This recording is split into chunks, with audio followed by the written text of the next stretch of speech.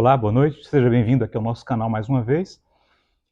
Eu acho que você já participou em alguma roda de conversa de alguma discussão, no bom sentido, em que alguém levantou a tese de que a Bíblia não seria confiável. Eu não creio na Bíblia porque ela foi alterada, ela foi falsificada, porque nos dias de Constantino ou de Justiniano alguém mexeu, alterou o conteúdo da Bíblia.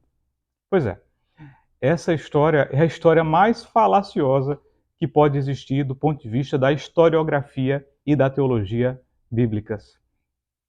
Na verdade, se trata de um grande fake news, porque há um grande cabedal de estudos sobre os manuscritos bíblicos, sobre manuscritologia, sobre crítica textual, que atesta a autenticidade do cânon sagrado, do cânon das Escrituras. Então, quer do ponto de vista da teologia bíblica, da prolegômena, da teoria da revelação de Deus, quer do ponto de vista da historiografia acadêmica, científica, é falacioso argumentar no sentido de que o cânon da Escritura não é autêntico. Né? A autenticidade é um assunto extremamente pacífico do ponto de vista da historiografia. Se você pensar, por exemplo, nos escritos de Platão, nos escritos de Aristóteles, Sócrates, não, porque Sócrates, na verdade, não deixou texto escrito, é mais aquilo que foi escrito pelos seus discípulos, né? Mas se você pensar nesse tipo de escrito, esse tipo de escrito é aceito como verdadeiro na academia, e o número de cópias manuscritas, lembre-se que naquela época os textos eram escritos à mão, né? Você não tinha ainda a imprensa e a codificação dos textos.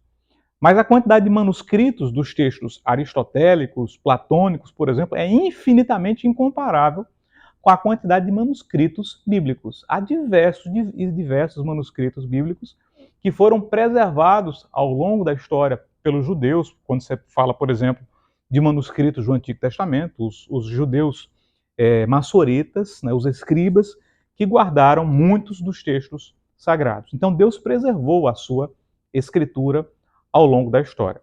Essa história de dizer que a Bíblia teria sido alterada, por exemplo, nos dias de Constantino ou nos dias de Justiniano, é totalmente sem pé nem cabeça, porque já há diversos manuscritos que são dos séculos II, do século III, do século IV, o que demonstra que já havia uma consolidação de textos muito antes dos dias de Constantino e de Justiniano, não tem nem o que falar, né? Que foi muito depois.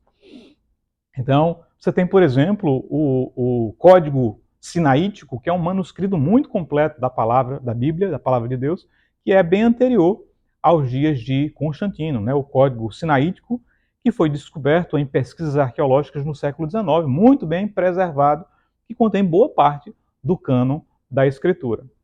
Sem falar ainda dos escritos, dos comentários bíblicos que foram tecidos pelos pais da igreja, o período da patrística, né? Irmãos que dos séculos II até o século V comentaram a Escritura. Esses comentários dos pais da igreja, Orígenes, Papias, Filo, Irineu e tantos outros homens de Deus, né, que comentaram a Escritura, esses comentários são plenamente compatíveis com os textos que nós temos hoje, com os manuscritos que nós temos hoje. Há, portanto, diversos manuscritos muito bem preservados. O Museu Britânico, os próprios museus do Vaticano, o Museu Vaticani, né, tem essas codificações, esses manuscritos muito bem preservados e anteriores a Constantino e a Justiniano. Portanto, esses argumentos são argumentos falaciosos que não param de pé para a boa historiografia, para a crítica textual, para a teologia. Tá? Que Deus te abençoe. Saiba, portanto, que esses argumentos são falaciosos.